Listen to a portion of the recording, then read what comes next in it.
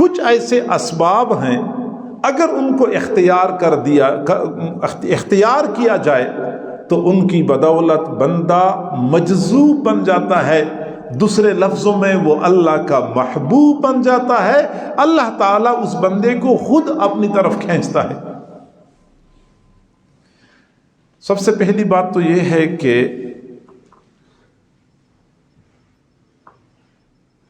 مجذوب بننے میں بہت بڑا کردار بندے کے حسب نسب کا ہوتا ہے۔ یہ ایک وہ بھی چیز ہے، یہ بندے کے اپنے اختیار میں نہیں ہوتا کہ عام لوگ سالکین کی حیثیت رکھتے ہیں، جو لوگ اللہ کے مقربین ہوتے ہیں ان کی اولادیں مجذوبین کی حیثیت رکھتی ہیں۔ اللہ تعالیٰ کا خصوصی کرم والا معاملہ ہوتا ہے اپنے مقربین کی اولادوں کے ساتھ۔ اللہ تعالیٰ یہ چاہتا ہے کہ میرے ولی کا بیٹا یہ مجھ تک پہنچ جائے، اللہ اس کو اپنی طرف کھینچتا ہے۔ بہت بدبختی ہوتی ہے، بہت بے طلبی ہوتی ہے تو پھر تو اور بات ہے، ورنہ اللہ اس کو اپنی طرف کھینچتا ہے۔ حضرت خضر علیہ السلام اور حضرت موسیٰ علیہ السلام کا واقعہ آپ لوگوں نے پڑھا ہوگا، علماء سے بارہا سنا ہوگا، جس میں حضرت خضر علیہ السلام ایک دیوار کو، ٹیڑھی دیوار کو وہ سیدھا کرتے ہیں۔ حضرت موسیٰ علیہ السلام فرماتے ہیں کہ ہم اس بستی میں آئے، بستی والوں نے ہمیں کھانا نہیں کھلایا، بھوک لگی ہے، آپ نے دیوار اگر سیدھی کرنی بھی تھی تو اس پر اجرت لے لیتے، ہم کچھ کھا پی لیتے، ہماری بھوک کی ضرورت پوری ہوتی۔ حضرت خضر علیہ السلام نے فرمایا کہ یہ دیوار 2 یتیم بچوں کی ہے اور اس دیوار کے نیچے یتیم بچوں کے لیے خزانہ چھپایا گیا ہے، اگر دیوار گر جاتی تو خزانہ ظاہر ہو جاتا، اس بستی کے ظالم جابر لوگ اس خزانے پہ قبضہ کر لیتے۔ میں نے دیوار کو سیدھا کر لیا تاکہ نیچے والا چھپا ہوا خزانہ چھپا رہے، بچے بڑے ہو جائیں گے تو اپنا خزانہ باہر نکال لیں گے۔ اب ان بچوں کے ساتھ حضرت خضر علیہ السلام نے جو احسان والا معاملہ کیا اس کی وجہ وہ خود بتاتے ہیں کہ وَكَانَ أَبُوهُمَا صَالِحًا، کہ ان کے والد نیک آدمی تھے۔ اور یہ ان کے والد نہیں تھے، عربی زبان میں والد کے لیے اب بولا جاتا ہے، کبھی کبھار مجازن دادا کے لیے بھی اب بولا جاتا ہے، جس طرح ہم کہتے ہیں ابوکم آدم، حضور نے فرمایا تمہارے دادا تمہارے والد آدم علیہ السلام ہیں، آدم علیہ السلام کتنے اوپر کی پشتوں میں ہیں، اس کے لیے اب کا لفظ بولا جاتا ہے۔ تو وہ جو 2 یتیم لڑکے تھے ان کے والد نیک نہیں، ان کے دادا نہیں، پردادا نہیں، اوپر 7ویں پشت میں کوئی نیک آدمی گزرا تھا۔ اللہ تعالیٰ نے ان بچوں کے ساتھ اس لیے خصوصی معاملہ فرمایا کہ ان کے اوپر کے 7ویں پشت میں کوئی نیک آدمی گزرا تھا۔ یہ تو ایک وہ بھی چیز ہے، کوئی بندہ کسی بڑے عالم کا بیٹا ہے، کسی بڑے ولی کا بیٹا ہے تو ایسے نیک لوگوں کی اولادوں کے ساتھ اللہ تعالیٰ خصوصی کرم والا معاملہ فرماتے ہیں، اپنے مقربین کی لاج رکھتے ہوئے، ان کا لحاظ کرتے ہوئے۔ مجذوب بننے کا دوسرا طریقہ جو ہمارے اپنے اختیار میں ہے، کسبی ہے، وہ حضور صلی اللہ علیہ وسلم کی سنتوں کی اتباع۔ ہم نماز پڑھتے ہیں تو بندہ عاشق ہوتا ہے، اللہ معشوق ہوتا ہے۔ ہم حج کرتے ہیں تو بندہ محب ہوتا ہے، اللہ محبوب ہوتا ہے۔ ہم روزہ رکھتے ہیں، بندہ محبت کرتا ہے، اللہ محبوب ہوتا ہے۔ لیکن اتباع سنت کی یہ برکت ہے کہ جو بندہ بھی رسول اللہ صلی اللہ علیہ وسلم کی سنتوں کا متبع ہو جاتا ہے، پھر اللہ محب بن جاتا ہے، بندہ محبوب بن جاتا ہے۔ ہم میں سے ہر بندہ یہ چاہتا ہے کہ اللہ مجھے اپنی محبت عطا کر دے، مجھے اپنی محبت عطا کر دے۔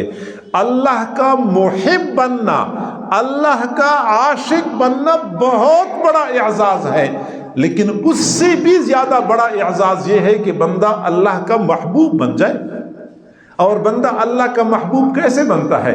قل ان کنتم تحبون اللہ فاتبعونی یحببکم اللہ، محبوب آپ ان لوگوں سے کہہ دیجئے کہ اگر تم اللہ سے محبت کرتے ہو فاتبعونی، تم میری اتباع کرو، یحببکم اللہ، اللہ تم سے محبت کرے گا۔ تو رسول اللہ صلی اللہ علیہ وسلم کی اتباع کی بدولت بندہ اللہ کا محبوب بن جاتا ہے۔ تو جو اللہ کا محبوب ہوتا ہے تو اللہ چاہتا ہے کہ اس کو میں اپنے قریب کر دوں، پھر وہ دوسرے لفظوں میں مجذوب بن جاتا ہے۔ پھر مجذوب کے لیے روحانی سفر طے کرنا کوئی دشوار نہیں ہوتا۔ اور یہی وجہ ہے کہ حضرت خواجہ مجدد الفسانی رحمۃ اللہ علیہ نے لکھا، فرمایا کہ میں نے ظاہری علوم حاصل کرنے کے لیے علماء کی طرف مراجعت کر لی، علماء کی مجلس میں بیٹھنا شروع کر دیا، علماء کی شاگردی اختیار کر لی۔ سال ہا سال کی محنتوں کے نتیجے میں اللہ رب العزت نے مجھے ضرورت کے بقدر علم عطا کر دیا۔ پھر مجھے خیال آیا کہ مشائخ صوفیاء کے پاس بھی تو ایک نعمت ہوتی ہے، اس کو حاصل کرنا چاہیے۔ چنانچہ میں نے مشائخ صوفیاء کے ساتھ تعلق جوڑا، ان کی جوتیاں سیدھی کیں، ان کا دامن تھام لیا، مجاہدات اور مراقبات سے اپنے آپ کو گزارا۔ میں نے وہ محنتیں کیں، میں نے وہ مجاہدات کر لیے جن کے نتیجے میں اللہ نے مجھے وہ بلند مقام عطا فرمایا کہ اگر میں عام لوگوں کے سامنے وہ بلند مقام کھول دوں تو لوگ تو مجھے کافر قرار دیں گے، ان کو بات سمجھ ہی نہیں آئے گی، مجھے کافر قرار دیں گے۔ لیکن الحمدللہ وہ مقامات میں نے اپنی آنکھوں سے دیکھے ہیں۔ اور پھر فرماتے ہیں کہ ان تمام تر مراحل سے گزرنے کے بعد اپنی پوری زندگی کا نچوڑ، پورے تجربات کا نچوڑ مختصر الفاظ میں بیان کرنا چاہتا ہوں، اور وہ یہ کہ اللہ کا قرب پانے کے لیے اتباع سنت سے زیادہ مختصر راستہ دوسرا کوئی نہیں ہے۔ مختصر ترین راستہ اتباع سنت ہے۔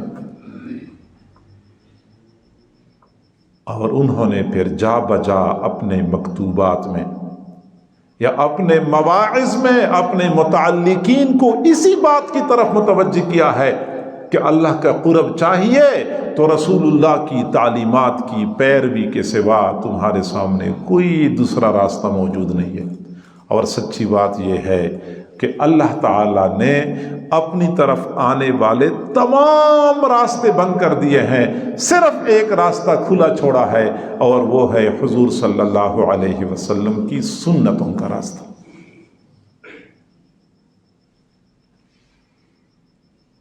اور آپ اندازہ لگا سکتے ہیں حضرت خواجہ مجدد الفسانی رحمۃ اللہ علیہ نے اتباع سنت پہ اتنا زور دیا، فرماتے ہیں کہ سنت کی نیت سے دوپہر کے وقت تھوڑی دیر کے لیے قیلولہ کرنا، قیلولہ سنت ہے، دوپہر کے وقت بندہ سو جائے، اگر نیند نہیں آ رہی یا سونے کا ٹائم نہیں ہے تو ویسے بندہ لیٹ جائے، آنکھیں بند کر لے، بے شک چند منٹ کے لیے کیوں نہ ہو، سنت پہ عمل ہو جائے گا۔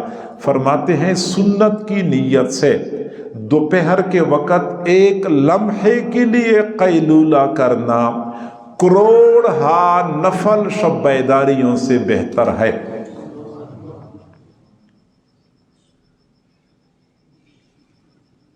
انہوں نے زور دیا ہے، اور پھر الحمدللہ مشائخ نقش بند نے اسی بات کو اپنے پلے باندھ رکھا ہے۔ وہ اپنے متعلقین اور اپنے مریدین کو زیادہ مجاہدات کی بجائے زیادہ اتباع سنت کے ذریعے روحانی سفر طے کرواتے ہیں۔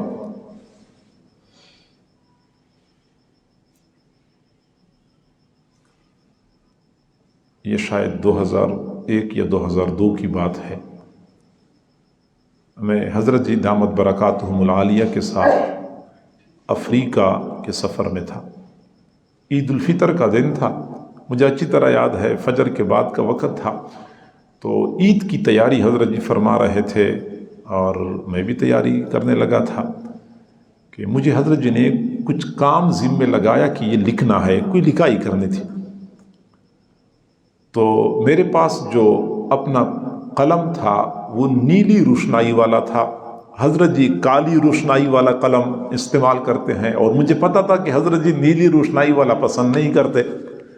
تو میں نے کہا حضرت میں یہ قلم آپ کا اٹھا لوں لکھنے کے لیے؟ فرمایا کہ آپ کے پاس اپنا قلم نہیں ہے، چونکہ حضرت جی پسند نہیں کرتے کہ بندے کے پاس قلم بھی نہ ہو۔ قلم تو علماء اور پڑھے لکھے لوگوں کے لیے بہت ضروری ہے، کسی وقت بھی ضرورت پڑ سکتی ہے۔ تو میں نے کہا میرے پاس قلم تو ہے لیکن وہ نیلی روشنائی والا ہے۔ فرمایا مولانا فارغ التحصیل عالم ہو کے آپ کو پتہ نہیں ہے کہ قلم میں کون سی روشنائی پسندیدہ ہے؟ اب میں نے نہ کہیں کتابوں میں پڑھا تھا، نہ کسی عالم سے سنا تھا، نہ کسی مفتی کا فتویٰ پڑھا تھا۔ میں نے کہا حضرت مجھے تو پتہ نہیں ہے۔ فرمایا کہ آپ کو یہ معلوم ہے کہ حضور صلی اللہ علیہ وسلم نے مختلف سلاطین اور حکمرانوں کے نام جو دعوتی خطوط لکھے تھے وہ کس رنگ کی روشنائی کے لکھے ہوئے تھے؟ اب ظاہری بات ہے کہ اس وقت تو کالی روشنائی تھی۔ میں نے کہا وہ کالی روشنائی کی؟ فرمایا کہ پھر آپ بتائیں کہ کون سا قلم استعمال کرنا چاہیے۔ یعنی مجھے حیرانگی ہو گئی کہ یا اللہ، اتنا عرصہ مدرسے میں پڑھنے کے باوجود، استادوں کی خدمت میں رہنے کے باوجود کبھی اس نکتے کی طرف ذہن بھی نہیں کیا کہ اگر حضور صلی اللہ علیہ وسلم نے کالی روشنائی والا قلم استعمال کیا ہے تو ہمیں بھی کالی روشنائی کا قلم استعمال کرنا چاہیے۔ کامل اتباع۔ اور حضرات صحابہ کرام کو اسی چیز میں کمال حاصل تھا۔ حضرت عبداللہ بن عمر رضی اللہ تعالیٰ عنہ خاص طور پہ اس چیز کا بہت زیادہ اہتمام کرتے تھے، یعنی اس قدر اتباع۔ آج کل تو ہمارے دوست احباب اگر سنتوں کی پیروی کرتے بھی ہیں تو پہلے پوچھتے ہیں کہ اس میں حکمت کیا ہے، اور اس سنت میں کیا حکمت ہے؟ حکمتوں کی بنیاد پہ ہم سنتوں کی پیروی کرتے ہیں۔ میرے بھائیو، ہمارا یہ عقیدہ ہے کہ حضور صلی اللہ علیہ وسلم کی ایک ایک سنت میں بے شمار حکمتیں موجود ہیں، لیکن اس کے باوجود اگر ہم حکمتوں کی بنیاد پہ سنتوں کی پیروی کریں گے، ہم عقل کے بندے تو کہلائے جائیں گے، نبی کے عاشق نہیں کہلائے جائیں گے۔ نبی کے عاشق وہ ہوتے ہیں کہ ان کو حکمت سمجھ میں آئے یا نہ آئے، آنکھیں بند کر کے پیروی کرتے ہیں۔ حضرت عبداللہ بن عمر رضی اللہ عنہ نے حضور صلی اللہ علیہ وسلم کے ساتھ حجۃ الوداع کا سفر کیا تھا، جب حضور حج کے لیے مدینہ منورہ سے مکہ مکرمہ کی طرف تشریف لے گئے تھے۔ حضرت عبداللہ بن عمر ساتھ رہے اور لمحہ بلمحہ ساتھ رہے، اور حضور صلی اللہ علیہ وسلم کے پورے سفر کے تمام تر اعمال معمولات کو اپنے دل و دماغ میں محفوظ کر لیا۔ جہاں میرے محبوب نے پڑاؤ ڈالا، حضرت عبداللہ بن عمر نے اس جگہ کو اپنے دل و دماغ میں محفوظ کر لیا۔ جہاں آپ نے نماز پڑھی، عبداللہ بن عمر نے اس کو بھی یاد کر لیا۔ جہاں آپ نے وضو فرمایا، عبداللہ بن عمر نے اس کو بھی یاد کر لیا۔ جہاں آپ قضائے حاجت کے لیے رکے، عبداللہ بن عمر نے اس کو بھی محفوظ کر لیا۔ اور آپ جب بھی مدینہ منورہ سے مکہ مکرمہ کا سفر کرتے تھے تو خاص طور پہ اس چیز کا اہتمام کرتے تھے۔ صحیح بخاری شریف میں ایک لمبی حدیث ہے، عبداللہ بن عمر باقاعدہ بتاتے ہیں کہ میرے محبوب نے کہاں نماز پڑھی تھی، کہاں آپ قضائے حاجت سے فارغ ہوئے، کہاں آپ نے پڑاؤ ڈالا تھا، اور باقاعدہ اس کا اہتمام کرتے تھے کہ ان مقامات پہ پڑاؤ ڈالتے تھے جہاں پہ حضور نے پڑاؤ ڈالا تھا، وہاں پہ نماز پڑھتے تھے جہاں میرے محبوب نے نماز پڑھی تھی۔ یعنی اتباع کی حیرانگی کی حد تک اتباع ہے کہ جہاں جہاں حضور صلی اللہ علیہ وسلم قضائے حاجت کے لیے رکے تھے، بیٹھے تھے، اگرچہ عبداللہ بن عمر کو ضرورت نہیں ہوتی تھی، پھر بھی ان مقامات پر قضائے حاجت کے لیے بیٹھا کرتے تھے۔ مینا کے میدان میں حج کے مناسک سے فارغ ہوئے، اونٹ بیٹھایا اور مکہ مکرمہ کی طرف جانا تھا۔ اب اونٹ کا رخ مکہ کی طرف تھا، اونٹ پر سوار ہوئے، اونٹ کو کھڑا کیا اور ایسے ایک مرتبہ چکر دے کے پھر مکہ کی طرف روانہ کر لیا۔ کسی نے کہا کہ آپ نے یہ اونٹ کو ایک جگہ میں چکر کیوں دیا، سیدھا کیوں روانہ نہیں کیا؟ فرمایا کہ مجھے خود بھی نہیں معلوم کہ میں نے ایسا کیوں کیا، البتہ میں نے اپنے محبوب کو یوں کرتے ہوئے دیکھا ہے کہ جب حضور حجۃ الوداع سے فارغ ہوئے تھے، مینا سے آپ جا رہے تھے مکہ کی طرف، اونٹنی پر سوار ہو گئے تھے، پھر اونٹنی کا رخ اگرچہ بیت اللہ کی طرف تھا، سیدھا اونٹنی کو ادھر روانہ نہیں کیا، ایسے ایک مرتبہ چکر دیا تھا، اس لیے میں نے ایسے ایک مرتبہ چکر دیا۔ یہ کامل اتباع، آنکھیں بند کر کے پیروی کرنا، تمام تر حکمتوں سے بے نیاز ہو کے، لاپرواہ ہو کے حضور صلی اللہ علیہ وسلم کی ایک ایک سنت پہ مرنا مٹنا، یہ پھر بندے کو اللہ کی نظروں میں محبوب بنا دیتا ہے، کیونکہ اللہ کو اپنے محبوب سے محبت تھی، اپنے محبوب کی ہر ادا اللہ کو اچھی لگتی تھی، تو جو بندہ اپنے محبوب کی اداؤں کو زندہ کرتا ہے وہ بھی اللہ کا محبوب بن جاتا ہے۔ ہمارے حضرت جی دامت برکاتہم عالیہ سے ایک مرتبہ بڑے بھائی نے، فرم کے بڑے بھائی تھے ماسٹر احمد علی صاحب، کئی سارے حضرات نے دیکھا ہوگا جو بڑے حضرات ہیں، انہوں نے ایک مرتبہ کہا کہ بھائی جان، یہ آپ کے لیے تو دنیا ایک محلے کی مانند بنی ہوئی ہے، صبح ایک ملک میں تو شام کو اگلے ملک میں، تو اگلے دن کو اگلے ملک میں، اس طرح کے ایک محلے میں بندہ صبح ایک گھر میں چلا جاتا ہے تو شام کو اگلے گھر میں چلا جاتا ہے، کیا وجہ ہے؟ اللہ نے آپ کے لیے یہ راستے کیسے کھول دیے ہیں؟ تو حضرت جی نے فرمایا کہ جو بندہ 100% سنتوں کا متبع بن جاتا ہے، سر کے بالوں سے لے کر پاؤں کے ناخنوں تک اپنے آپ کو سنتوں سے آراستہ و پیراستہ کرتا ہے، پھر اللہ تعالیٰ اس بندے کو اٹھاتا ہے اور دنیا والوں کو دکھاتا ہے کہ یہ میرے محبوب کا نمونہ ہے۔ یہ سیمپل ہے، جس طرح کاریگر لوگ کوئی چیز بناتے ہیں نا، دنیا والوں کو دکھاتے ہیں کہ یہ چیز میں نے بنائی ہے، یہ چیز میں نے ایجاد کی ہے، اللہ تعالیٰ اپنے محبوب کا نمونہ دنیا والوں کو دکھاتا رہتا ہے۔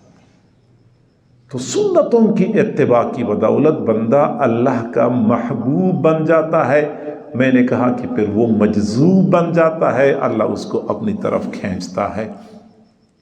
حضرت جنید بغدادی رحمہ اللہ کے پاس ایک بندہ آیا اور وہیں پہ رہنا شروع کر دیا، پورا سال گزارا۔ اس زمانے میں ایسا نہیں ہوتا تھا کہ مریدین آتے تھے تو مشائخ استقبال کے لیے کھڑے ہوتے تھے، اگر مشائخ استقبال نہ کرتے تو مریدین ناراض ہوتے تھے، ہم گئے تھے، شیخ نے ہمیں دیکھا بھی نہیں، خوش آمد بھی نہیں کی اور مسکرا کے ہم سے ملے بھی نہیں، یہ باتیں نہیں ہوا کرتی تھی۔ پورا سال گزارا، سال گزارنے کے بعد حضرت سے ملا کہ میں واپس جانا چاہتا ہوں۔ فرمایا میاں کیسے آئے تھے اور کیسے جا رہے ہو؟ اس نے کہا حضرت آپ سے بیعت ہونے کا ارادہ لے کے آیا تھا اور خیال یہ تھا کہ آپ کے شب و روز کے اعمال معمولات دیکھوں گا، بڑا نام سنا تھا آپ کا، آپ کی کوئی کرامات دیکھوں گا اور کرامات نظر آ جائیں گی تو پھر میں آپ کے ہاتھ پہ بیعت کروں گا، لیکن پورا سال گزارا مجھے تو آپ کے اعمال میں کوئی ایک کرامت بھی نظر نہیں آئی۔ تو حضرت نے فرمایا کہ آپ مجھے یہ بتائیں کہ پورے سال میں آپ نے میرے شب و روز کے اعمال میں حضور صلی اللہ علیہ وسلم کی سنت کے خلاف ایک عمل دیکھا ہے؟ اس نے کہا نہیں دیکھا۔ فرمایا پھر یہ میری سب سے بڑی کرامت ہے، سب سے بڑی کرامت یہ ہے کہ پورا سال آپ نے میرے حالات اعمال کا جائزہ لیا اور پورے سال میں ایک عمل بھی سنت کے خلاف نہیں ہوا۔ الاستقامت خیر من الف کرامہ، حضرت خواجہ مجدد الفسانی رحمۃ اللہ علیہ کا قول ہے کہ استقامت 1000 کرامتوں سے بہتر ہے۔ ہم اگر چاہتے ہیں کہ ہم جلدی اللہ تک پہنچ جائیں، مختصر ترین راستہ اتباع سنت کا ہے، ایک ایک سنت پہ عمل کرنے والے بن جائیں۔ سنت سے مراد فقط یہ داڑھی نہیں ہے، फ़कत ये पगड़ी नहीं है। हम समझते भी हमारी कमज़ोरी है कि हमने सुन्नत को सिर्फ 2-3 अमाल में महदूद और मुनहसर कर दिया है, बस यही सुन्नत है। यकीनन दाढ़ी भी सुन्नत है, पगड़ी भी सुन्नत है, और नेक लोगों की तरह सातिर लिबास पहनना भी सुन्नत है, लेकिन इसके अलावा हमारी बूदोबाश के तमाम तरतवर तरीके हुजूर की तालीमात के मुताबिक होने चाहिए। बूदोबाश के तमाम तरतवर तरीके, गुफ्तार, किरदार, अखलाक, मुआमलात, मईशत, मुआशरत, शादी गमी, तमाम उमूर में हमारे सामने बेहतरीन नमूना हुजूर सल्लल्लाहु अलैहि वसल्लम की हयात तय्यबा का है, और हम उसी को अपने लिए मशाले राह समझते हुए बस उनके नक्शे कदम पे हम चलते रहें। ये है कामिल इत्तिबाई सुन्नत। ये करें फिर आप देखिए रूहानी तरक्की कैसी होती है। और मजजूब बनने के लिए दूसरा कसबी अमल वो ये कि बंदा अपने शेख की नज़रों में महबूब और मकबूल बन जाए, चूँकि इबादुल्लाह का मकबूल अल्लाह का मकबूल होता है, अल्लाह के वली का मकबूल अल्लाह का मकबूल होता है। हमारे हजरत जी ने बहुत अरसा पहले ये फरमाया था कि सालिक को चाहिए कि अपने शेख के साथ ऐसा ताल्लुक बनाए कि शेख उस पर आशिक हो जाए। ये आशिक के लफ्ज़ हजरत जी ने कि शेख उस पर आशिक हो जाए, फिर उस मुरीद की रूहानी तरक्की ऐसी होती है कि दुनिया देखती रह जाती है। ताल्लुक ऐसा होना चाहिए। मेरे भाइयों, सच्ची बात यह है कि रूहानियत का ये सफ़र जो हम तय करने की कोशिश कर रहे हैं, 90% शेख की तवज्जो काम करती है, 10% बंदे की अपनी मेहनत काम करती है। लेकिन 90% तवज्जो हासिल करने के लिए बंदे को कुछ करना पड़ता है। इबादुल्लाह का मकबूल बने, क्योंकि ये अल्लाह वाले फिर अल्लाह से अपने मुताल्लिकीन को मकबूल करवाते हैं। अल्लाह वाले अपने मुताल्लिकीन को मकबूल करवाते हैं मिन्नत समाजत कर करके, दुआएं मांग मांग के, फिर अल्लाह ताला भी इनकी दुआओं की लाज रख लेता है और कबूलियत मिल जाती है। हज़रत मौलाना अब्दुल हक रहमतुल्लाह अलैह दारुल उलूम हक्कानिया अकोड़ा खट्टक के बानी मबानी और मोहतमिम थे। एक मरतबा घर से बाहर तशरीफ़ लाए दरसगाह में, तो बड़े खुश थे। शागिर्दों को फरमाया कि बेटा इबारत पढ़ो। जैसे शागिर्द पहले इबारत पढ़ते हैं, उस्ताद उसकी तशरीह करते हैं, इबारत पढ़ो। शागिर्दों ने कहा कि उस्ताद जी आज तो आप बड़े खुश नज़र आ रहे हैं, पहले ये बताएं कि आज आप इतना खुश क्यों हैं। मुझे तो कॉलेज यूनिवर्सिटी का पता नहीं है, लेकिन मदरसों में ये मुझे पता है कि जिस दिन उस्ताद खुश होता है तो उस्ताद कम खुश होता है, शागिर्द ज़्यादा खुश होते हैं। वो समझते हैं कि मिठाई खिलाएंगे। आज दावत का भी इम्कान पाया जाता है क्योंकि उस्ताद खुश हैं, और अल्हम्दुलिल्लाह उस्ताद फिर खिलाते भी हैं। चुनांचे शागिर्दों ने कहा उस्ताद जी पहले आप ये बताएं कि आज आप इतने खुश क्यों हैं। वो बेटा सबक पढ़ो, देर हो रही है। नहीं उस्ताद जी पहले आप ये बताएं कि आप इतने खुश क्यों हैं। आखिर फिर उस्ताद ने फरमाया कि अल्हम्दुलिल्लाह मैंने आज रात अल्लाह से मनवा लिया है। आज रात मैंने अल्लाह से मनवा लिया है कि जो बंदा भी दारुल उलूम हक्कानिया से पढ़ के फारिग होगा, अल्लाह ज़रूर उससे दीन का काम लेगा। ये अपने शागिर्दों को, अपने मुरीदीन को अल्लाह से मनवा लिया करते हैं, कबूल करवा लिया करते हैं। ये अल्लाह वालों का काम होता है।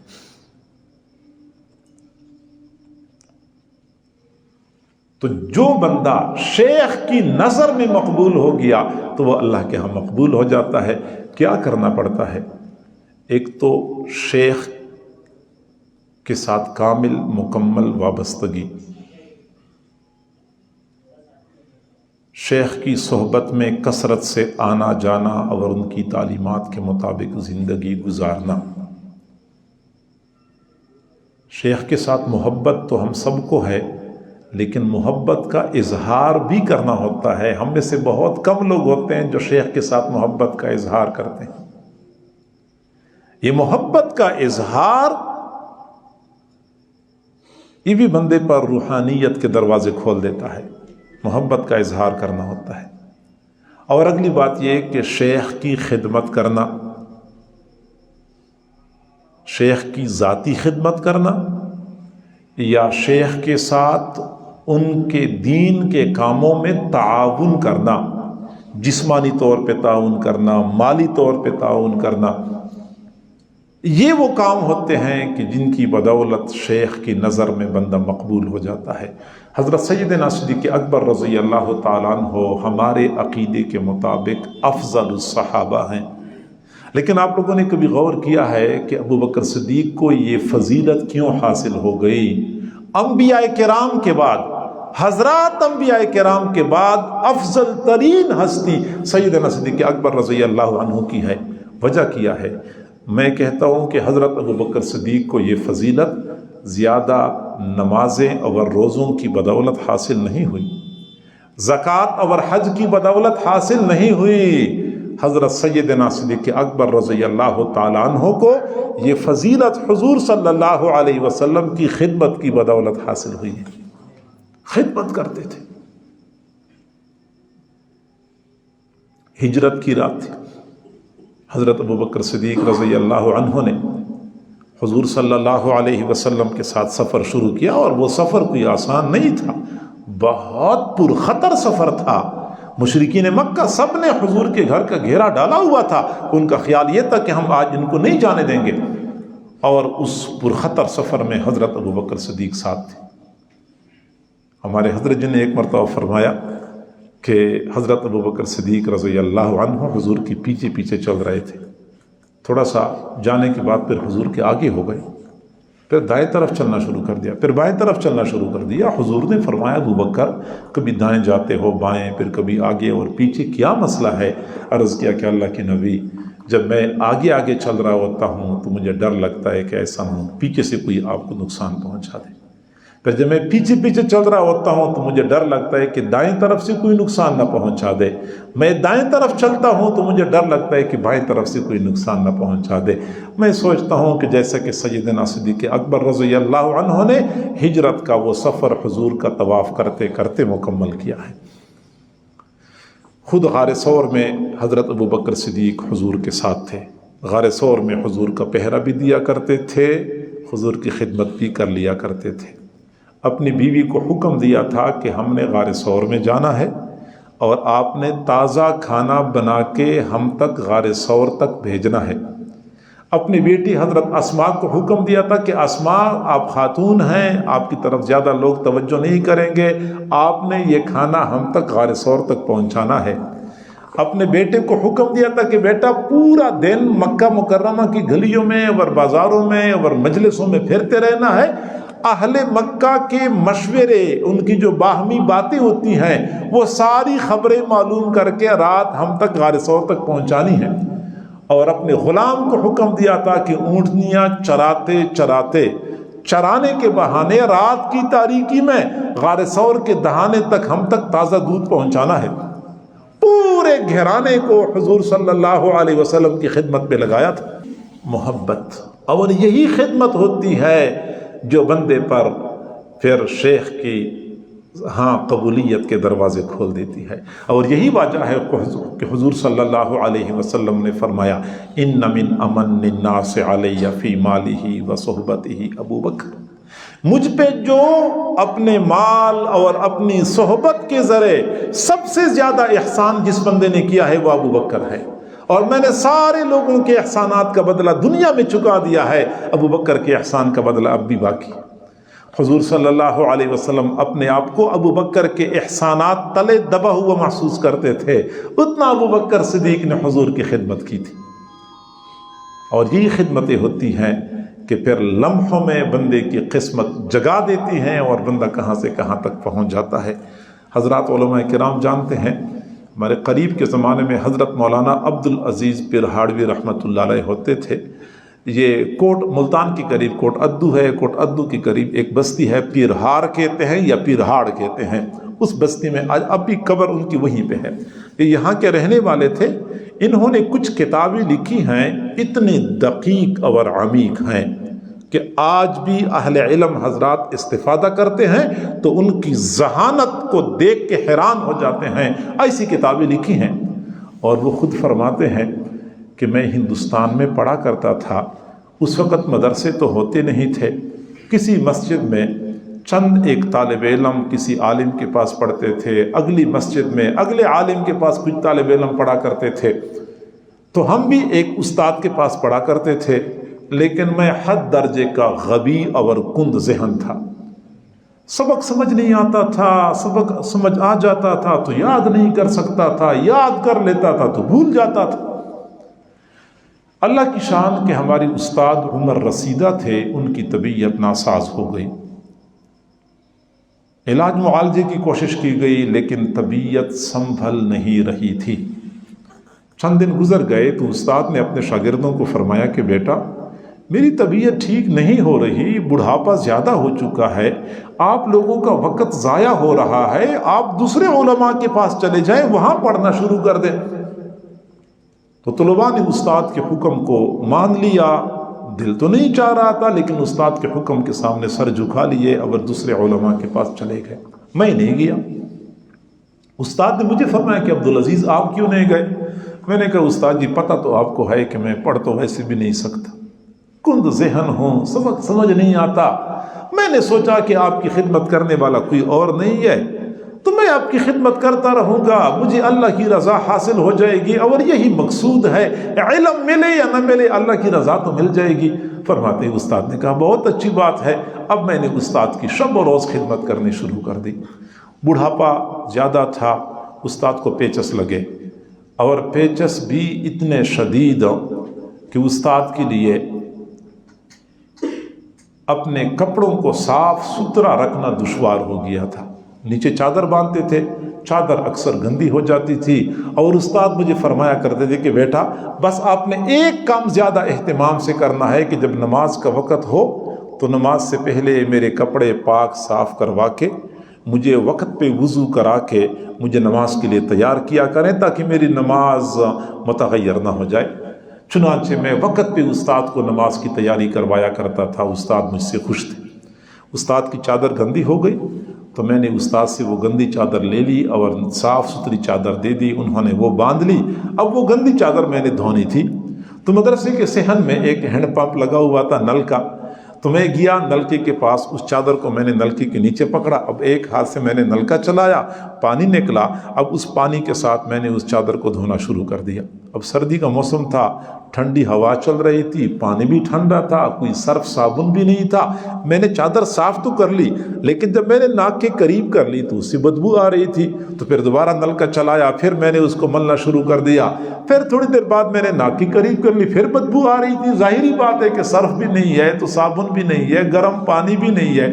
فرماتے ہیں کہ سردی بہت شدید تھی اور میں نلکے کے ساتھ لگا ہوا تھا، چادر دھو رہا تھا کہ استاد نے کھڑکی سے جھانک کے مجھے دیکھا، کمرے کے اندر تھے، دور سے بلایا عبدالعزیز ادھر آ جاؤ۔ میں بھاگتا ہوا استاد کے پاس گیا، پھر فرماتے ہیں کہ استاد نے اسی وقت دعا کے لیے ہاتھ اٹھائے، فرمایا بیٹا دعا مانگو۔ پھر وہ فرماتے ہیں کہ مختصر وقت میں پتہ نہیں میرے استاد نے میرے لیے کیا مانگا، مجھے نہیں معلوم، لیکن پھر اس کے بعد جو میرے اندر تبدیلی آئی، میرا ذہن اتنا تیز ہو گیا، اتنا تیز ہو گیا کہ میں اس وقت دائیں ہاتھ میں ایک قلم پکڑتا ہوں، بائیں ہاتھ میں ایک قلم پکڑتا ہوں، دونوں ہاتھ ایک ہی وقت میں چلا رہا ہوتا ہوں اور مختلف مضامین لکھ رہا ہوتا ہوں۔ میرا دماغ اتنا تیز ہے کہ ایک ہی وقت میں دونوں طرف متوجہ ہوتا ہے۔ خدمت کی وجہ سے لمحوں میں بندے کا کام بن جاتا ہے۔ حضرت خواجہ سراج الدین رحمۃ اللہ علیہ یہ ہمارے سلسلے کے مشائخ میں سے ہیں، موسیٰ شریف ڈیرہ اسماعیل خان سے آگے ان کی خانقاہ ہے، تو انہوں نے اپنی خانقاہ میں کچھ کمرے بنوانے تھے، مریدین کی تعداد زیادہ ہو گئی، کمرے بنوانے تھے، تو فیصلہ یہ ہو گیا کہ ہم مستری تو منگوائیں گے دیہڑی پہ اور مزدوری کا کام مریدین کیا کریں گے۔ मट्टी के कमरे बनवाने थे। चुनांचे दिन के वक्त लोग काम करते थे, गर्मियों का मौसम था, गर्मी शदीद थी, सुबह के वक्त काम कर लेते थे, दोपहर के वक्त थोड़ा सा वक्फा करते थे, ज़ोहर के बाद फिर काम करते थे। एक दिन आइन दोपहर का वक्त था और चलचलाती धूप में शेख ने कमरे की खिड़की में से देखा कि वहाँ काम करने, जहाँ काम हो रहा है वहाँ एक बंदा है जो गारा बना रहा है और घुटनों तक गारे में धंसा हुआ है, शदीद गर्मी में, धूप, सूरज आग बरसा रहा है। उन्होंने फौरन पूछा कि ये कौन बंदा है, तो बताया गया कि ये तो पत्तू है। पत्तू का नाम फतेह अली था, लेकिन देहाती आदमी था, शेख का आशिक था, लोग उसको पत्तू कहते थे। पत्तू है। अब हजरत को अफसोस हो गया कि पत्तू को किया हुआ है कि इस शदीद धूप में इस वक्त काम कर रहा है। फरमाया कि पत्तू को बुला लो। जब पत्तू को इत्तला मिल गई, पत्तू डर गया कि शायद मैंने कोई गलती की है और कहने लगा मैं अपने पाँव धो लेता हूँ, अपने आप को साफ करके आता हूँ। शेख ने फरमाया कि इसी तरह आ जाए। पत्तू आया तो पत्तू से पूछा कि क्या मसला है, इस वक्त काम क्यों कर रहे हो? तो पत्तू ने कहा कि हजरत हम घारा बना लेते हैं, मिस्त्री काम करते हैं, लेकिन अभी मिस्त्री आराम कर रहे हैं। मैंने सोचा कि अगर हम जोहर के बाद गारा बनाएंगे तो मिस्त्रियों का वक्त ज़ाया हो जाएगा, मिस्त्री तो दिहाड़ी लेते हैं। तो मैंने ये सोचा कि मैं दिन के वक्त गारा बना लूँगा, मिस्त्री जब जोहर के वक्त उठेंगे तो उनका गारा तैयार होगा, उनका वक्त ज़ाया नहीं होगा, इसलिए मैंने दोपहर के वक्त गारा बनाने की कोशिश की। बस शेख ने उसी वक्त उसको सीने से लगाया, इजाज़त खिलाफत अता कर दी। पत्तू बेचारा रो रहा था कि हजरत मुझे तो कुरान का नाजरा पढ़ना नहीं आता, दीन का इल्म मेरे पास नहीं है, इतना बड़ा बोझ मुझ पे डाल रहे हैं, मैं कैसी इसकी जिम्मेदारी को पूरा करूँगा। शेख ने फरमाया कि बस ये अल्लाह की तरफ का से मामला है, मैं इसमें बेइख्तियार और बेबस हूँ और आपने इनकार नहीं करना। पत्तू बेचारे ने सर झुका लिया कि जैसे शेख फरमाते हैं मैं इनकार भी नहीं कर सकता। चुनांचे वही पत्तू था जिसको फिर अल्लाह रब्बुल इज़्ज़त ने रंग लगा दिया, फिर ऐसा चमका।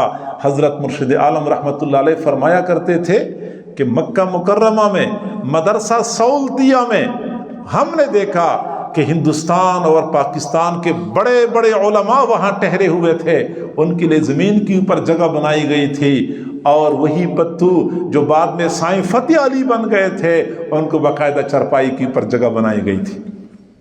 अल्लाह ताला फिर ऐसे बंदे को बनाता है बशर्ते कि वो अपने शेख के यहाँ कबूल व मकबूल बन जाए।